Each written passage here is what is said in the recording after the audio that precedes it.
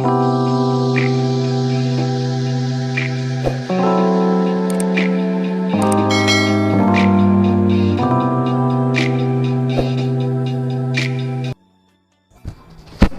want to share with you about how to get your next big thing.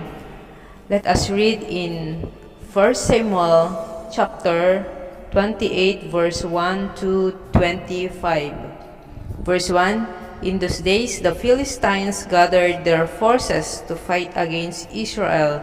Archie said to David, "You must understand that you and your men will accompany me in the army." Verse 2, David said, "Then you will see for yourself what your servant can do." Archie replied, "Very well, I will make you my bodyguard for today." Verse 3, now Samuel was dead, and all Israel had mourned for him and buried him in his own town of Ramah.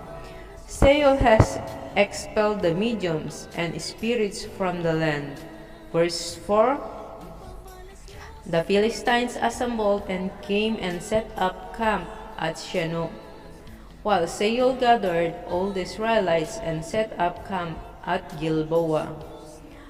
Verse 5, when Saul saw the Philistine army, he was afraid. Terror filled his heart. Verse 6, he inquired of the Lord, but the Lord did not answer him by dreams or Urim or prophets. Verse 7, Saul then said to his attendants, "Find me a woman who is a medium, so I may go and inquire her." "There is one in Endor," they said. Verse 8, so Saul disguised himself, putting on other clothes, and at night he and 2 men went to the woman. "Consult a spirit for me," he said, "and bring up for me the one I name." Verse 9, but the woman said to him, "Surely you know what Saul has done. He has cut off the mediums and spirits from the land. Why have you set a trap for my life to bring about my death?" Verse 10, Saul swore to her by the Lord, "As surely as the Lord lives, you will not be punished for this."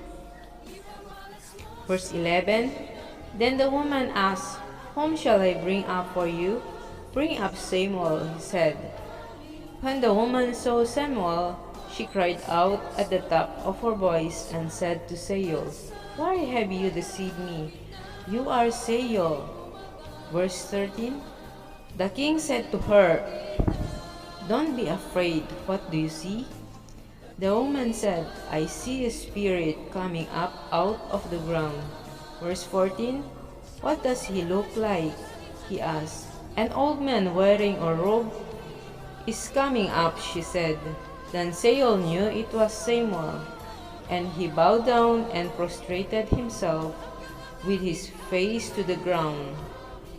Verse 15, Samuel said to Saul, "Why have you disturbed me by bringing me up?" "I am in great distress," Saul said. "The Philistines are fighting against me, and God has turned away from me. He no longer answers me, either by prophets or by dreams. So I have called on you to tell me what to do."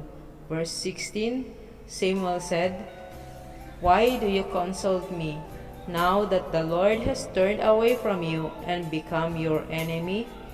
Verse 17, "The Lord has done what he predicted through me. The Lord has torn the kingdom out of your hands and given it to one of your neighbors, to David." Verse 18, "Because you did not obey the Lord or carry out his fierce wrath against the Amalekites, the Lord has done this to you today." Verse 19, "The Lord will hand over both Israel and you to the Philistines, and tomorrow you and your sons will be with me. The Lord will also hand over the army of Israel to the Philistines." Verse 20, immediately Saul fell full length on the ground, filled with fear because of Samuel's words.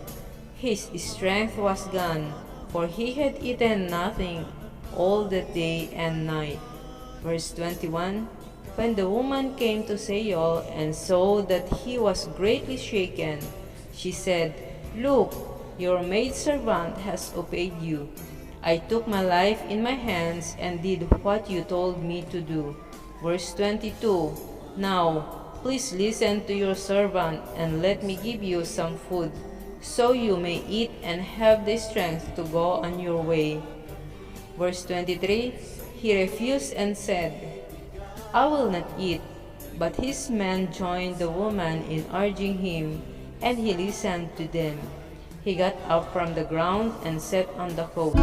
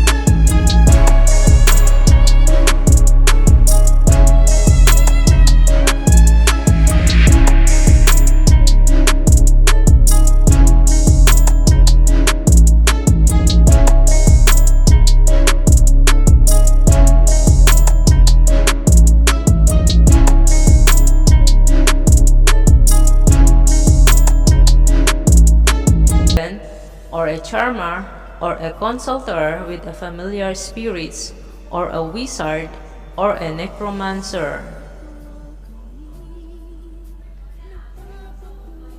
Verse 12, for all that do these things are an abomination to the Lord.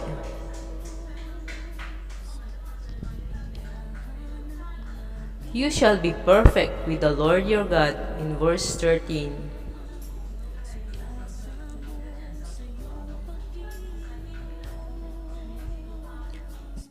Verse 14, for these nations which you shall possess, listen to observers of times and to diviners, but as for you,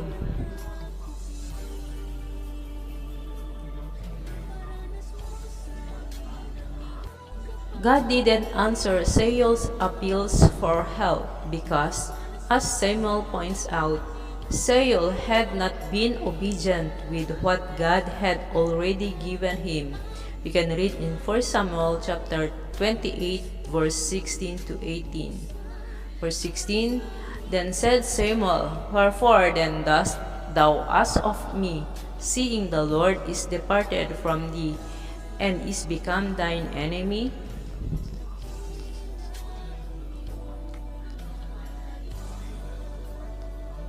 Verse 17, And the Lord hath done to him as he spake by me, for the Lord hath rent their kingdom out of thine hand, and given it to thy neighbor, even to David.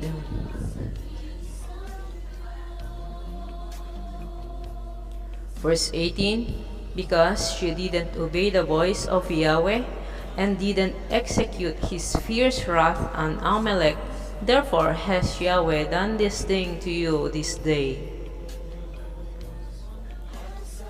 Verse 19, Moreover, the Lord will also deliver Israel with thee into the hand of the Philistines, and tomorrow shalt thou and thy sons be with me. The Lord also shall deliver the host of Israel into the land of the Philistines.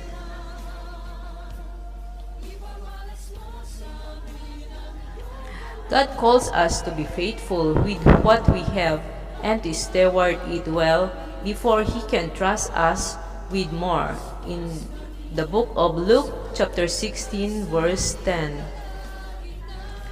He that is faithful in that which is least is faithful also in much, and he that is unjust in the least is unjust also in much.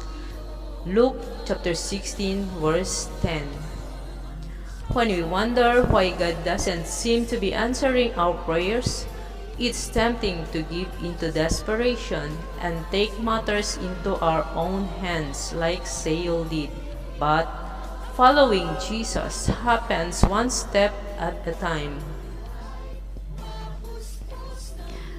God is good, and His timing and ways which are higher than ours. In the book of Isaiah chapter 55 verse 9, are perfect. We read Isaiah chapter 55 verse 9, As the heavens are higher than the earth, so are my ways higher than your ways, and my thoughts than your thoughts. Instead of rushing to get to the next big thing, let's stop for a minute and remember that being obedient in the little things will bring us to the big things God places in our hearts. Let's not miss what God has for us right now, trying to get to our own next big thing. Let's not miss what God has for us right now, trying to get our next big thing. Reflect.